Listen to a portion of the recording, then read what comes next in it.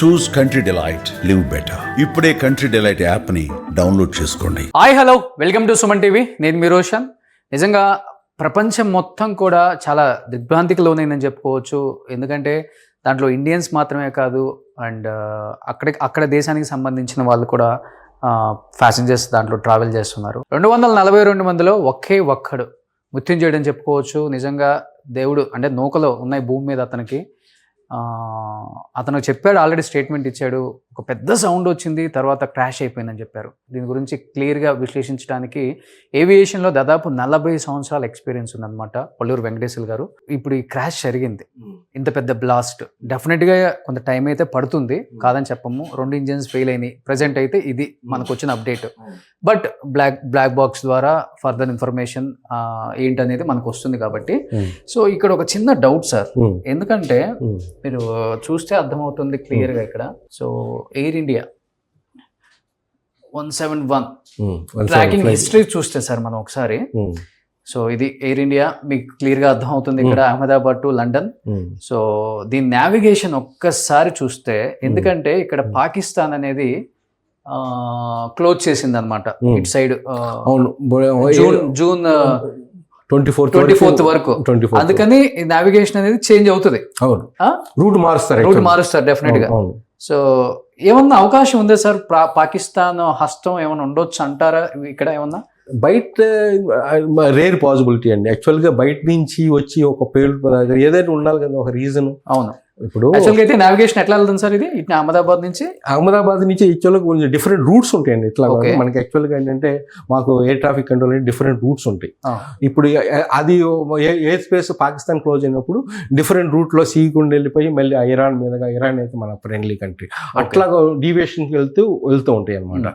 ఇట్లా మనం చెప్పలేము. యాక్చువల్గా రూట్ అనేది ఏ ఎయిర్క్రాఫ్ట్ అయినా కానీ పర్టికులర్ రూట్ ఫాలో అవ్వాలి. మనకి ఎట్లాగైతే రోడ్స్ ఎట్లా ఉంటుందో ఎయిర్లో కూడా రూట్ సిస్టమ్ ఉంటుంది. ఆ నావిగేషన్, ఎయిర్క్రాఫ్ట్ నావిగేషన్ ఆ రూట్ అయితే ఫాలో అవుతూ పోతూ ఉంటుంది. ఎయిర్ ట్రాఫిక్ కంట్రోల్ అనేది వాళ్ళు ఆ రూట్లో ఫాలో అవుతున్నారా లేదా అనేది అన్ని అసెస్మెంట్ చేసుకుంటూ ఏదైనా రూట్ డీవియేషన్ అవ్వాలన్నా కానీ ఎయిర్ ట్రాఫిక్ కంట్రోల్ యొక్క పర్మిషన్ తీసుకొని left deviation, right deviation, down కానీ అప్ కానీ వాళ్ళ పర్మిషన్ తీసుకోవాలన్నమాట. ఇటువంటి సిచ్యువేషన్ లో కూడా ఏంటంటే కింద నుంచి వెళ్తుంది అంతే కదా. బాంబే కంట్రోలర్ ఇది అహ్మదాబాద్ కంట్రోల్ లోనే ఉంది యాక్చువల్గా ఇది టవర్. ఓకే, ఇది యాక్చువల్గా అయితే ఇక్కడ పాకిస్తాన్ అంతే కదా. కానీ ఏంటంటే ఇప్పుడు అక్కడ పాకిస్తాన్ వచ్చేసి ఏంటంటే మనకు తెలిసిపోతుంది until cities something leather guided ఏమన్నా ఉంటే, కానీ అది రేర్ పాసిబుల్ అది లేదండి నాకు తెలుసు.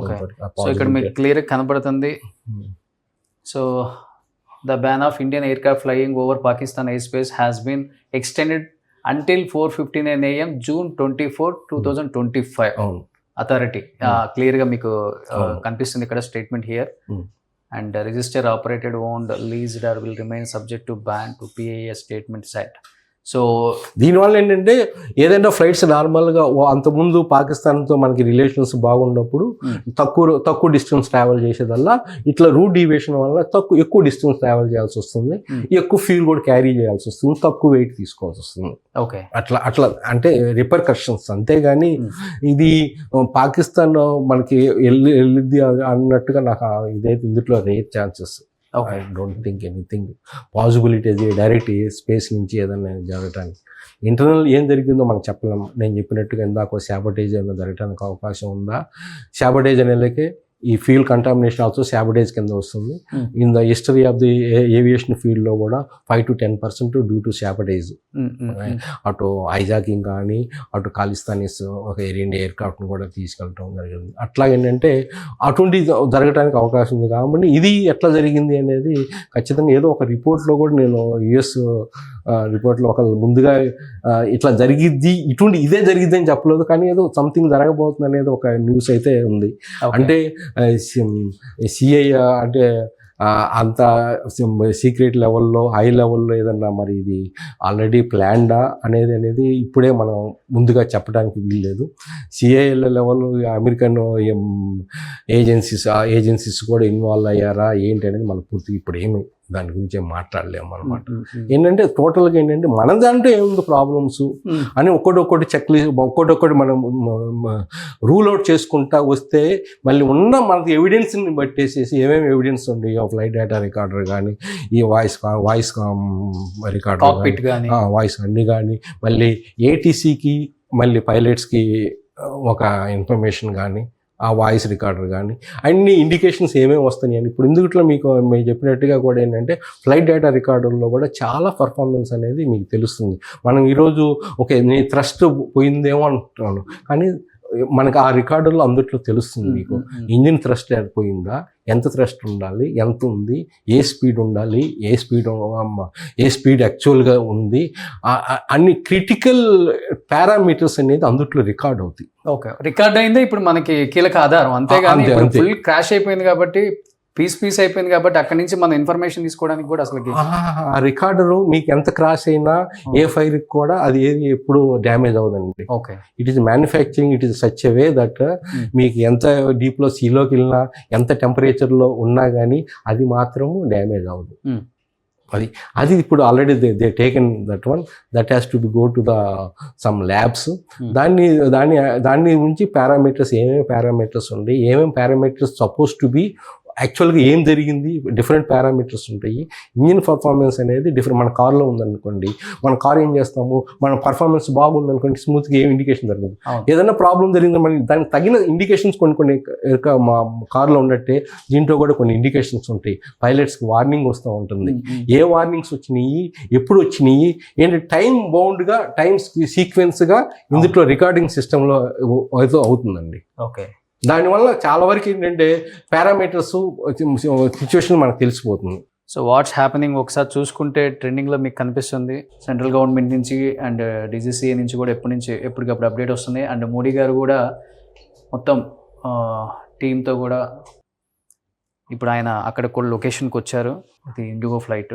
బట్ ఈ టైంలో మిగతా ఫ్లైట్కి సంబంధించిన కొన్ని వీడియోస్ని వైరల్ చేస్తూ ఇంకా ప్యానిక్ సిచ్యువేషన్ క్రియేట్ చేయదు ఎవరు కూడా.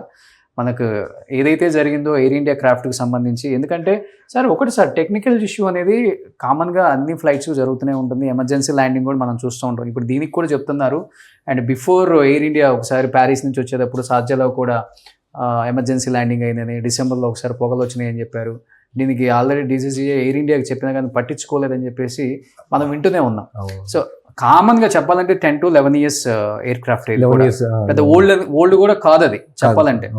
సో మినిమం ఆల్మోస్ట్ 50% ఎయిర్ క్రాఫ్ట్స్కి ప్రాబ్లమ్స్ వస్తూనే ఉంటాయి ఎమర్జెన్సీ ల్యాండింగ్ అనేది. ఇట్ ఈస్ నార్మల్గా ఏవియేషన్ ఫీల్డ్లో నార్మల్గా ఇప్పుడు మనకి ఎమర్జెన్సీ ల్యాండింగ్ కానీ ఏదన్నా ప్రాబ్లం వచ్చినప్పుడు ప్రయారిటీ ల్యాండింగ్ అంటాం. ఓకే, అంటే ఏటీసీకి ఇన్ఫార్మ్ చేస్తారు, ఎయిర్ క్రాఫ్ట్ని ముందుగా ఎంత ఈజియెస్ట్ వేగా తీసుకొచ్చి ల్యాండింగ్ చేపిస్తారు.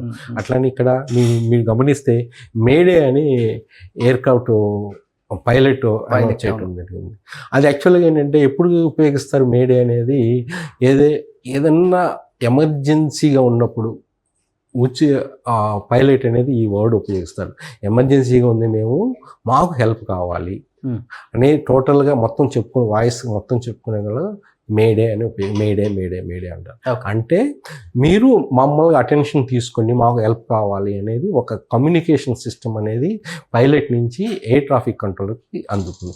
ఎయిర్ ట్రాఫిక్ కంట్రోలర్ అతని సిస్టంలో ఏం చేస్తాడు, ఇప్పుడు ఈ సిస్టమ్ ఇక్కడ ఏం జరిగింది అనేది అంత ఎక్కువ టైం దొరకలేదు ఏది అటు పైలట్ కానీ ఏటీసీ కానీ ఏం చేయటానికి.